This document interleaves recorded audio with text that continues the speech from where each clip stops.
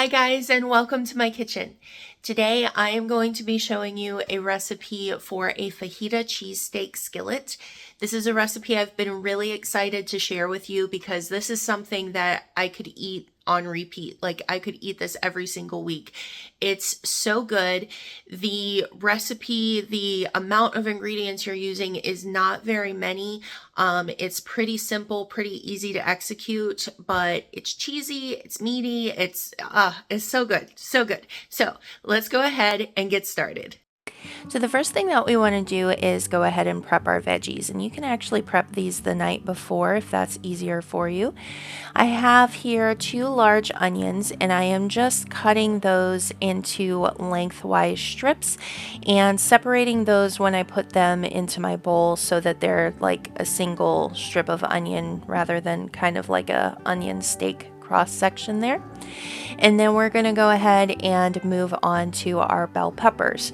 Now I am using about 4 bell peppers here today, and I know that sounds like a lot, and it is a lot, but I just find anytime I am cooking peppers and onions that they cook down a decent bit, and I like to have a lot of them, and so I just make a lot of them for this dish. You can absolutely use less than this if you feel like this is just too much for you.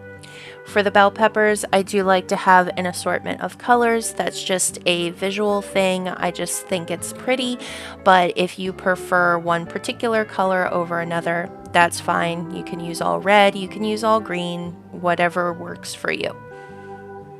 Now we are going to start slicing up our steak. I have 2 boneless ribeyes here. I think each one was about 1.25 pounds, and you just want to slice these into basically the type of steak that you would get if you get fajitas. So you want like about a medium thickness slice there. You don't want to go as thin as possible because we want it to have some chew and some texture to it, but we do still want it to be thin enough to cook in our pan very quickly. So you just want, like I said, about a medium size slice there. And normally I can get about 2 servings out of 1 steak, so 2 steaks equals about 4 servings of this dish.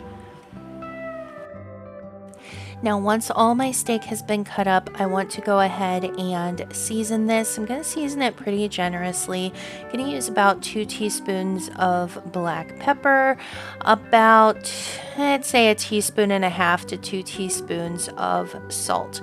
And that's actually all the seasoning that we're going to put on this. So we're just going to go ahead and get in there and mix that all around. And I actually want to let my steak sit with the seasoning on it for about 20 minutes before I go ahead and fry it up. So just mix it around. You can cover it, put it in the fridge, but just let it sit in that seasoning for a little while. Now for our cooking, I am going to get 2 skillets going here. So I have my deep stainless steel skillet that I'm just going to put on a medium heat, and I'm going to put a drizzle of avocado oil in there and start getting that heated up. And then I'm going to pull over my deep cast iron skillet and do the same thing, medium heat, a drizzle of avocado oil, and I want to start getting that hot. I'm going to use the cast iron for our meat, and the stainless steel skillet we are going to use for our veggies. So I'm just going to go ahead and put my onions in there once the oil is hot, and basically what I want to happen is I want those onions to start cooking down. Once they've cooked down somewhat, then I'm going to go ahead and add in the bell peppers as well.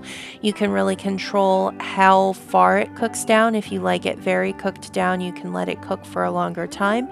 If you like it more crisp and fresh, you can cook it for less time.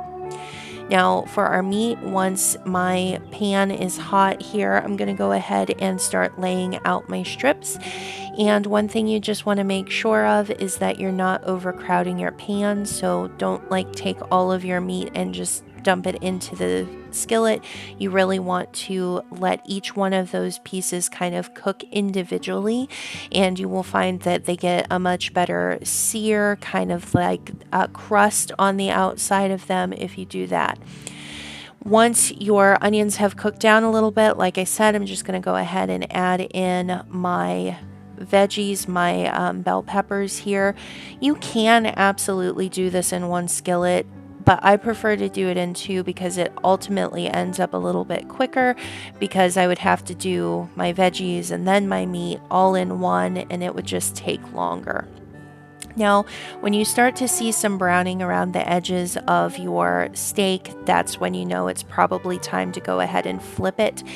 And if it does not lift up easily, go ahead and let it sit for another few seconds. Basically, once a meat has been seared, it should easily lift up from the pan for you. If it's not easily lifting up, it's probably not completely seared. So just let it sit for another 20 to 30 seconds and then try it again.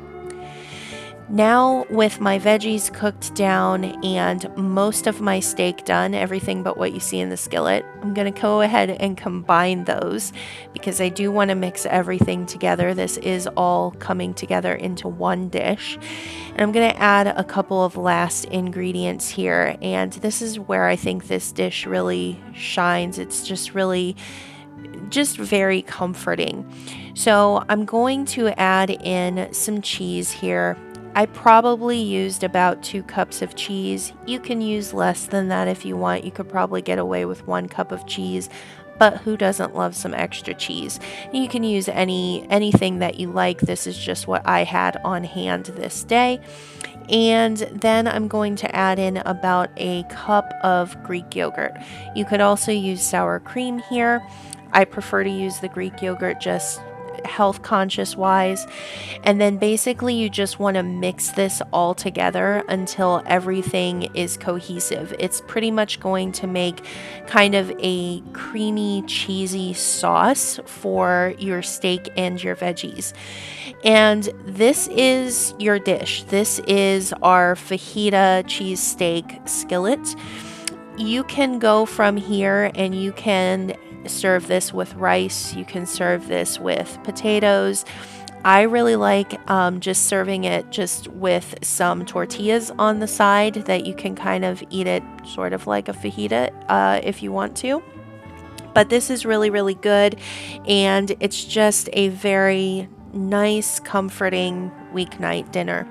So I hope you guys have enjoyed this video. If you did, please leave me a like, and if you have any questions, I would be more than happy to answer them. Thanks so much, guys. Bye-bye.